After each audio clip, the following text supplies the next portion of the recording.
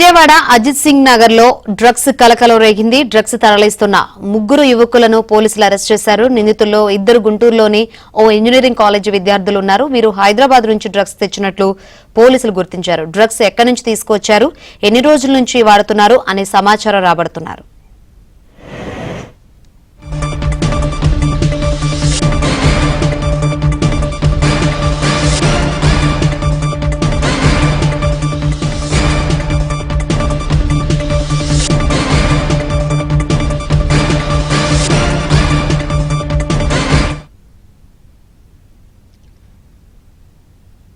విజయవాడ అజిత్ సింగ్ నగర్ లో డ్రగ్స్ కలకలం రేగింది. డ్రగ్స్ తరలిస్తున్న ముగ్గురు యువకులను పోలీసులు అరెస్ట్ చేశారు. నిందితుల్లో ఇద్దరు గుంటూరులోని ఓ ఇంజనీరింగ్ కాలేజీ విద్యార్థులు ఉన్నారు. వీరు హైదరాబాద్ నుంచి డ్రగ్స్ తెచ్చినట్లు పోలీసులు గుర్తించారు.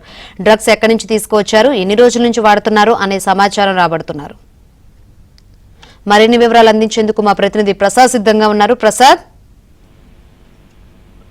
శంకరి విజయవాడలో డ్రగ్స్ పట్టుబట్టడం స్థానికంగా కలకలం కలిగించింది.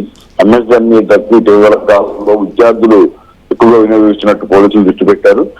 దాదాపు 3 నెలల క్రితం ఇదే విధంగా ఇద్దరు యువకులు రామర్పాడు దగ్గర ఈ డ్రగ్స్ తరలిస్తున్న పోలీసులు తనిఖీలో పట్టుబడ్డారు. అయితే మూలాలు ఎక్కడి నుంచి తీసుకొస్తున్న అంశాలపై ప్రత్యేక దృష్టి పెట్టారు. ఈ నేపథ్యంలో విశాఖ నుంచి ముఖ్యంగా ఒరిస్సా వైపు నుంచి ఉత్తరాంధ్ర మీదుగా తీసుకొచ్చినట్టు కూడా ఆ రోజు గుర్తించి ఆ ఇద్దరు యువకులు కూడా పోలీసులు విచారించి కొంత సమాచారం రాబట్టారు. అది తాజాగా ఈ రోజు మరో ముగ్గురు యువకులు విజయవాడ శివారు ప్రాంతం సింగనగర్ లో అదే ఎంఎస్ఎంఈ డ్రగ్స్ సంబంధించి పట్టుబట్టం కూడా స్థానం కలిగించింది. వారి ముగ్గురు కూడా పోలీసులు విచారిస్తున్నారు. అయితే ప్రాథమికంగా హైదరాబాద్ నుంచి ఈ డ్రగ్స్ తరలించిన కూడా వారు తెలుస్తా ఉంది.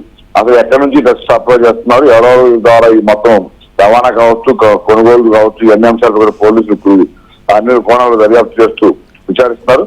అసలు మొత్తం అమ్మకాలు కొనుగోలు కాకుండా రవాణా ఎవరు చేస్తారో వారి మూలాలు కనుక్కుని వాటిని పూర్తి స్థాయిలో అంచివేసే విధంగా ఆ చర్యలు చేపట్టడం కూడా పోలీసులు చెప్పారు. వీరి విచారణ పూర్తి తర్వాత మొత్తం ఈ కేసుకు సంబంధించి వివరాలు వెల్లడిస్తామని కూడా చెప్తున్నారు. Right, thank you Prasad.